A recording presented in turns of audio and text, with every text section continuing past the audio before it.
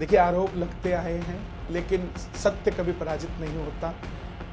मैंने ये भजन उत्तर प्रदेश के लिए लिखा था और मुझे नहीं पता था उस समय चुनाव चल रहे हैं। बाबर ने राम जी के मंदिर को तोड़ा, राम सेवकों ने फिर से ये जोड़ा। आए भगवाधारी हैं, मंदिर की तैयारी है। अयोध्या सज गई है सरकार, अयोध्या सज गई है सरकार। अब ना देर लगाओ राम जी, सिंहासन तैयार, अयोध्या सज गई है सरकार। तो एक तरफ अयोध्या में सजावट का काम जारी है, तो दूसरी तरफ पूरे देश भर में किस तरीके से जोश और जश्न का माहौल है और किस तरीके से पूरा देश राममय हो गया है। हमारे साथ बात करने के लिए मशहूर गायक, भजन गायक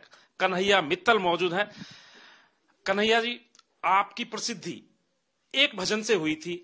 उस भजन का अगर मैं नाम भी ना लूं तो 2 लाइन आप उसकी गा के सुना दीजिए, ताकि लोगों को पता चल जाए दरअसल आपकी पहचान आज भी उसी भजन से है। इसमें कोई दुराई नहीं है और मैं सुना देता हूं। जो राम को लाए हैं हम उनको लाएंगे, जो राम को लाए हैं हम उनको लाएंगे। भारत में फिर से हम, भारत में फिर से हम भगवा लहराएंगे। अयोध्या भी सजा दी है, काशी भी सजा दी है, अयोध्या भी सजा दी है, काशी भी सजा दी है।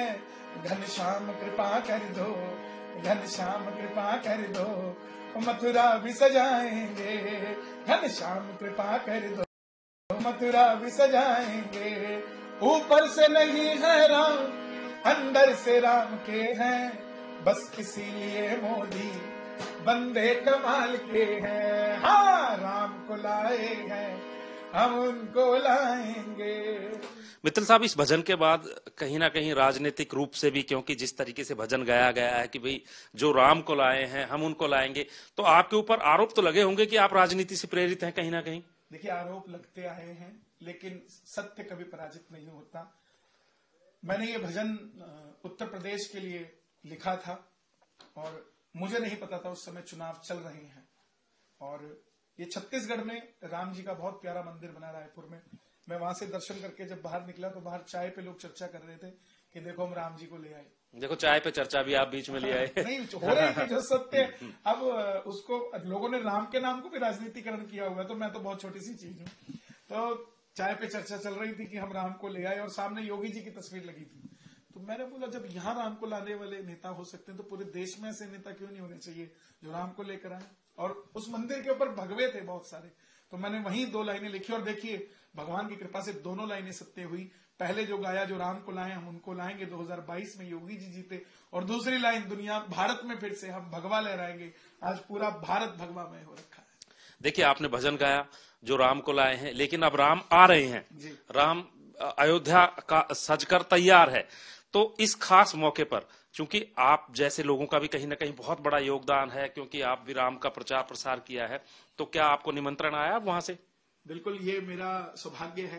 कोई पूर्वजों के मेरे कर्म होंगे जिसके कारण मुझे भी चुना गया है। और मैं धन्यवाद करना चाहूंगा श्री राम जन्मभूमि तीर्थ स्थल का, पूरी कमेटी का, हमारे विश्व हिंदू परिषद का, जिन्होंने मुझे इस लायक समझा कि मुझे भी इस कार्यक्रम में होना चाहिए। सभी संतों का मैं दिल से धन्यवाद करता हूँ।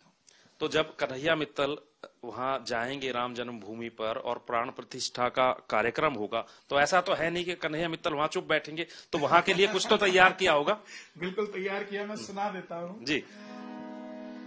अयोध्या के राजा भारत है आपका, महलों में आओ स्वागत है आपका। जो भूल हुई हमसे हमें माफ जरा कर दो, महलों में राजा राम तुम पाओ जरा धर दो। अयोध्या के राजा भारत है आपका, महलों में आओ स्वागत है आपका। बाबर ने राम जी के मंदिर को तोड़ा, राम सेवकों ने फिर से ये जोड़ा। आए भगवाधारी है, मंदिर की तैयारी है। आए भगवाधारी है, मंदिर की तैयारी है। अयोध्या के राजा भारत है आपका, महलों में आओ स्वागत है आपका। और देखिए, सिर्फ राजा राम का नहीं, महारानी सीता, वो महारानी सीता जिनका विवाह हुआ तो वनवास मिल गया, वनवास में रावण हर के ले गया। वापस जब राज्याभिषेक हुआ तो दूसरे वनवास में भगवान वाल्मीकि जी के आश्रम में चली गई। दोनों बेटों को पाल पोस कर बड़ा किया। धरती से उपजी सीता धरती में ही समा गई, कभी महलों तक नहीं पहुंच पाई। जो काम त्रेता में नहीं हुआ वो काम कलयुग में होने जा रहा है। महाराजा राम के साथ महारानी सीता का भी स्वागत करे। आपका ये प्रेम कोई ले नहीं पाया, आपका महल कोई बना नहीं पाया। अब राज तिलक होगा, उत्सव ये बड़ा होगा। सारा भारत मेरा अयोध्या में खड़ा होगा। अयोध्या के राजा भारत है आपका, महलों में आओ स्वागत है आपका। भगवान राम को तो 14 वर्ष का ही वनवास मिला था, लेकिन यहाँ तो सदियां बीत गईं, कितने वर्ष बीत गए। अब आपको क्या, आपके दिल में कहीं ना कहीं वो फीलिंग है कि आपको लग रहा है कि वाकई में भगवान राम अयोध्या लौट कर आ रहे हैं? देखिए, मैं इतना खुश तब हुआ था जब मेरे बेटा हुआ था, और उतनी खुशी आज मुझे है कि जब राजा राम अपने महल में आ रहे हैं। हम हिंदुस्तानियों ने, भारतीयों ने मुगलों का शासन भी देखा, अंग्रेजों का भी शासन देखा। मुगलों से निजात पा गए, अंग्रेजों से निजात पा गए, मगर वो राम हमसे निजात नहीं पा पाए कभी भी। 500 साल बाद, 65 सालों से देश में सरकारें काम कर रही थी, लेकिन किसी के हृदय में राम के लिए वेदना नहीं जागृत हुई, किसी के लिए चेतना नहीं जागृत हुई। आज किसी बच्चे की शादी को 5 साल हो जाए और गोद में 3 साल का बच्चा हो, 2 साल का हो, और छत किराए की हो, तो दोनों पति पत्नी रात को भोजन करते हुए बात करते होंगे कि तुम मेहनत ज्यादा करो या मैं और करती हूँ, 2 पैसे जोड़कर हम भी अपनी छत बना लेते हैं। वो राजा राम भी, माता सीता भी कहती होगी कि देश हमारा है, अयोध्या हमारी है, तो हमारा महल। जब ये भजन आप गाते हैं तो कहीं ना कहीं आपके दिल से कहीं ना कहीं ये जो है, ये जो सारी बातें आप कह रहे हैं वो दिल के अंदर भी चलती हैं? बिल्कुल चलती है। दर्द भी होता है, तकलीफ भी होती है। क्यों नहीं होगी साहब? हमारे बुजुर्ग अगर कहीं तंग हैं तो क्या दर्द नहीं होता हमें? हमारे राम, ये देश की संस्कृति राम से चलती आई है। हमारे महानायक है राम, हमारे जन जन के प्राण है। एक राम का नाम ही तो है मरते हुए जो लिया जाता है। कोई सनातनी कहे कि मैं राम का नाम नहीं लेता, मत ले, मरेगा जब 4 कंधों पे होगा तब भी तुझे राम के नाम से ही भेजा जाएगा। वो राम है जो अपनी शरण में हमें लेते हैं मरने के बाद भी, लेकिन जीते जी हम उस राम के लिए कुछ नहीं कर पाए। ये बड़ी सोच का विषय है। और अब जब हो रहा है तो सबको राजनीति छोड़कर राम जी के लिए जुड़ना चाहिए। तो कन्हैया मित्तल कह रहे हैं कि ये मौका ऐसा है कि हर किसी को राजनीति छोड़ देनी चाहिए और राजनीति छोड़कर राम के इस उत्सव में शामिल होना चाहिए। चलते चलते 2 लाइनें राम से जुड़ी हुई इसी बात पर मैं सुनाऊंगा, और ये भजन हम आने वाले समय में रिलीज करेंगे। आप तक पहले पहुंचा रहा हूं, मेरे मन में भाव आ गया।